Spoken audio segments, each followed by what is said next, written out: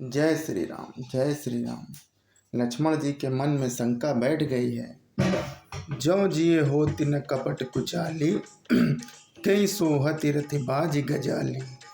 और भरत ही दोष दे को जाए, जग बौराई राजपद पाए। यदि इनके हृदय में कपट और कुचाल न होती तो रथ घोड़े और हाथियों की कतार ऐसे समय किसे सुहाती है। परंतु भरत व्यर्थ ही कौन दोष दे भरत को। राजपद पा जाने पर सारा जगत ही मतवाला हो जाता है। शशि सुरतीय गामी न घुस, चढ़े भूमि सुर जान। लोको वेद ते विमुख भा, अधम नवेन समान। चंद्रमा गुरु पत्नी गामी हुआ, राजा नहुस ब्राह्मणों की पालकी पर चढ़ा, और राजा वेन के समान नीच तो कोई नहीं होगा जो लोक और वेद दोनों से विमुख हो गया। सहस बाहु सुर नथ त्रिशंकु, के ही न राज मद दीन कलंकु। भरत कीन यह उचित उपाऊ, रिपुरी ने रंच न राखब काऊ। सहस्त्र बाहु देवराज इंद्र और त्रिशंकु आदि किसको राजमद ने कलंक नहीं दिया। भरत ने यह उपाय उचित ही किया, क्योंकि शत्रु और ऋण को कभी जरा भी शेष नहीं रखना चाहिए। एक कीन नहीं भरत भलाई, निधरे राम जानी असहाय। समुझ पर सो आज विशेषु, समर सरोस राम मुख पेख। हाँ, भरत ने एक बात अच्छी नहीं की, जो राम जी को असहाय जानकर उनका निरादर किया। पर आज संग्राम में श्री राम जी का क्रोध मुख देखकर यह बात भी उनकी समझ में विशेष रूप से आ जाएगी, अर्थात इस निरादर फल का भी वे अच्छी तरह फल पा जाएंगे। इतना कहत नीति रस भूला, रन रस विटुप पुलप मिस फूला। प्रभु पद वंद सीज रज राखी, बोले सत्य सहज बलु भासी। इतना कहते ही लक्ष्मण जी नीति रस भूल गए और युद्ध रस रूपी वृक्ष पुलकावली के बहाने से फूल उठा, अर्थात नीति की बात कहते कहते उनके शरीर में वीर रस छा गया। वे प्रभु श्री रामचंद्र जी के चरणों की वंदना करके चरण रज को सिर पर रखकर सच्चा और स्वाभाविक बल कहते हुए बोले कि अनुचित नाथ न मानव मोरा, भरत हमहि उपचार न थोरा। कहें लगी सहयो रहो मनु मारे, नाथ साथ धनु हाथ हमारे। हे नाथ, मेरा कहना अनुचित न मानिएगा। भरत ने हमें कम नहीं प्रचारा, हमारे साथ कम छेड़छाड़ नहीं की। आखिर कहाँ तक सहा जाए और मन मारे रहा जाए, जब स्वामी हमारे साथ हैं और धनुष हमारे हाथ है। तो छत्र जाति रघुकुल जन्मु, राम अनुक जग जान।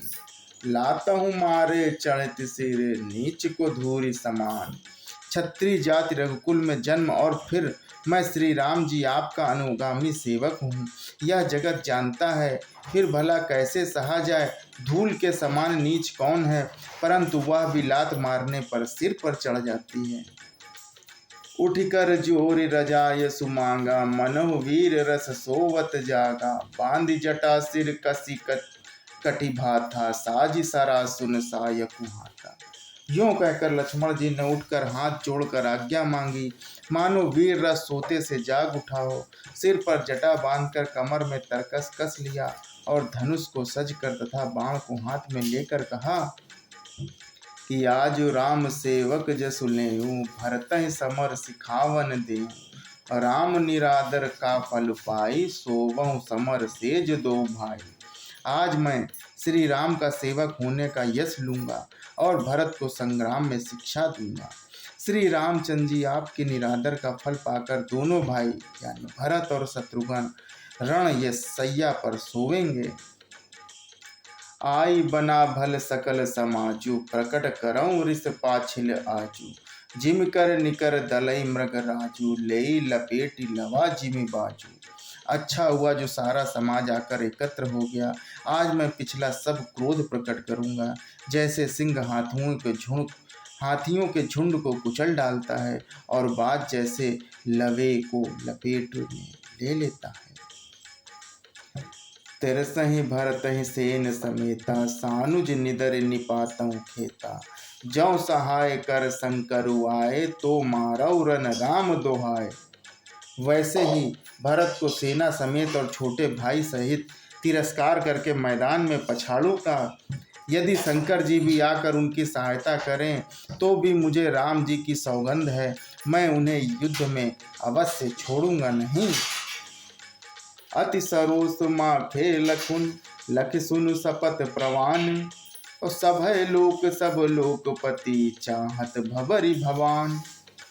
लक्ष्मण जी को अत्यंत क्रोध से तमतमाया हुआ देखकर उनकी प्रमाणिक सत्य सौगंध सुनकर सब लोग भयभीत हो जाते हैं और लोकपाल घबरा कर भागना चाहते हैं कि जगु भय मगन, गगन भय बानी।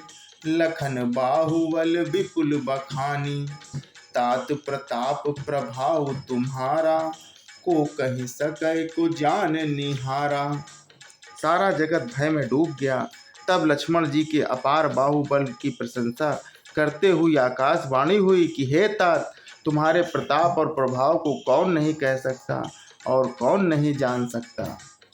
जय श्री राम, जय श्री राम।